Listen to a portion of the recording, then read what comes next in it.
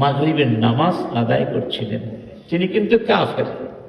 তিনি বলছেন, হঠাৎ করে আমার কর্ণকুহরে এমন কিছু কথা ভেসে আসলো, সেই কথাগুলো আমার ভেতর জগৎটাকে ধাক্কা দিল। আমি শুনলাম মুহাম্মদ নামাজের ভিতরে এই আয়াতগুলো তিলাওয়াত করছেন, আম খুলিকু মিন গায়রি শাইইন আম হুমুল খালিকুন আম খালাকুস সামাওয়াতি ওয়াল আরদা বাল লা ইউকিনুন আম ইনদাহুম খাযাইনু রাব্বিক আম হুমুল মুসাইতিরুন। আল্লাহকে যারা বিশ্বাস করে না, আল্লাহ তাদেরকে জিজ্ঞেস করছেন, তাহলে কি তোমরা স্রষ্টা ছাড়াই সৃষ্টি হয়ে গেলে? নাকি নিজেদেরকে নিজেরাই সৃষ্টি করেছো? নাকি তোমরা আকাশ সৃষ্টি করেছো, জমিন সৃষ্টি কি তোমরা করেছো? নাকি তোমাদের কাছে রবের সব খাজিনার চাবিকাঠি আছে? নাকি তোমরা এই মহাবিশ্বের উপরে নিয়ন্ত্রণ প্রতিষ্ঠা করতে পেরেছো? সুবহানাল্লাহ। এই কথাগুলো আমার ভিতরে আন্দোলন সৃষ্টি করলো। আমি ভাবলাম, সত্যি তো, আমি তো আমাকে সৃষ্টি করতে পারি না, আমি তো ছিলাম না, কি করে সৃষ্টি করব? আর আমি তো আকাশ সৃষ্টি করিনি, জমিন সৃষ্টি করিনি।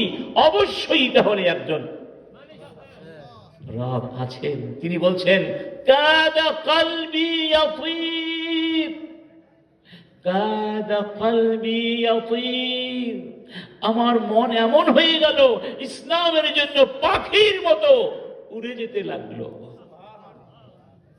একটা দুইটা আয়াত শুনে দেখেছেন কোরআন কিভাবে একটা মানুষের জীবনকে পরিবর্তন করে দিতে পারে। মুসলিম হয়ে গেলেন। এরকম কোন কথাটি আপনার মনের মধ্যে গেঁথে দেবেন আল্লাহ, আপনিও তো জানেন না, ঠিক না? যদি হিদায়াতের আশায় আমরা বসি, অবশ্যই আল্লাহ পাক আমাদেরকে মাহরুম করবেন না, ইনশাআল্লাহ। ইনশাআল্লাহ আমরা সেই প্রজন্ম গঠন করতে চাই। এখন প্রশ্ন হলো, আল্লাহ পাক বলছেন নিজেদেরকে বাঁচাও, সন্তানদেরকেও জাহান্নাম থেকে বাঁচাও। সন্তানকে জাহান্নাম থেকে বাঁচাতে পারলে শুধু সন্তানের লাভ নাকি আপনারও লাভ? আপনারও লাভ। সুবহানাল্লাহ বলবেন না? হাদিসে এসেছে, এক ব্যক্তি বলবেন, আল্লাহ আমার আমল নামায় এত সওয়াব কি করে আসলো? এগুলো আমি তো কোনোদিন করি নাই। আল্লাহ পাক বলবেন, ওই যে দুনিয়ায় তুমি একটা সন্তান রেখে এসেছিলে না, ওই সন্তান তোমার জন্য সবসময় দোয়া করে। দোয়াটাও আল্লাহ শিখিয়ে দিয়েছেন, রব্বানা ইগফিরলি ওয়া লিওয়ালিদাইয়া ওয়া লিল মুমিনিনা ইয়াওমা ইয়াকুমুল হিসাব রব্বিরহামহুমা কামা রব্বায়ানি সগীরা। এই জাতীয় আরো কিছু দোয়া আছে। তোমার সন্তানের দোয়ার কারণে তোমার আমলনামায় এই ভুরি ভুরি সওয়াবগুলো সংযোজিত হয়ে যাচ্ছে। সুবহানাল্লাহ। ওই হাদিসটি সবার মনে আছে তো না? ইযা মাতা ইবনু আদম ইনকাতাআ আমালুহু, মানুষ যখন মরে যায় সে কি আর কোনো আমল করতে পারে? তার সব আমল কি হয়ে যায়? বন্ধ হয়ে যায়। কয়টা বন্ধ হয় না? এখানে তিনটির কথা বলা হয়েছে, অন্য হাদিসে আরো আছে। এই তিনটি কি? এক নম্বর কি? এক নম্বর কি? সাদাকাতুন। ঠিক আছে, তিনটা জিনিস। সাদাকা জারিয়া। মনে করুন এই যে মাদ্রাসা, এটা যারা প্রতিষ্ঠা করেছেন, জায়গা দিয়েছেন, টাকা দিয়েছেন, তাদের কি ব্যক্তিগত কোনো স্বার্থ আসলে আছে? না, উদ্দেশ্য এই এলাকার বাচ্চাগুলো এখানে কোরআন শিখবে, এটা সাদাকাতুন। এই মাহফিল যারা আয়োজন করেছেন, এই ধারা যতদিন থাকবে সাদাকাতুন। এই যে মসজিদ যারা নির্মাণ করেছেন, যারা যেভাবেই হোক অংশগ্রহণ করেছেন, তাদের জন্য সাদাকাতুন। সাদাকাতুন।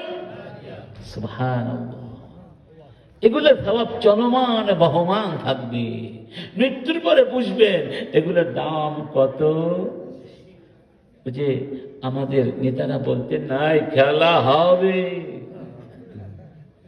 পরকালে কিন্তু খেলা হবে। সেই খেলা হবে কি দিয়ে? লগি বৈঠে দিয়ে না, সেখানে খেলা হবে নেক আমল দিয়ে। কি দিয়ে? সেখানে দরিদ্র কোন ব্যক্তি যার নেক আমল নাই, ধনী কোন ব্যক্তি যার নেক আমল, একটা নেকির জন্য মানুষ হয়তো জাহান্নামে যাবে অথবা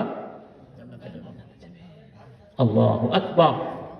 আও ওয়ালাদুন সালিহুন ইয়াদউ লাহ, যদি এমন সন্তান পৃথিবীর বুকে রেখে যেতে পারেন যে সন্তান আপনার মৃত্যুর পরে আপনাকে ভুলবি না, আপনার জন্য দোয়া করতে থাকবি। সত্যি করে বলুন, এমন সন্তান কোথায় তৈরি হয়? মাদ্রাসায় না স্কুল কলেজে? স্কুল কলেজে দিয়ে একজন হয়, তবে স্কুল কলেজে শিক্ষা দিয়ে হয় না, পারিবারিক শিক্ষা থেকে হতে পারে, বা ওয়াজ মাহফিলে শিখেছিল। স্কুলে তো এই সমস্ত কথা শিক্ষা দেওয়ার কোনো সুযোগ। বাংলাদেশের একজন অন্যতম পরিচিত ব্যারিস্টার, যিনি সরকারের উকিল হিসাবে কাজ করেছেন, তার নাম ব্যারিস্টার তুরিন আফরোজ, মনে আছে? কত বড় ব্যারিস্টার, বিশ্ববিদ্যালয়ের শিক্ষক। সেই মহিলা নিজের আপন গর্ভধারিণী মাকে বাড়ি থেকে বের করে দিয়েছে।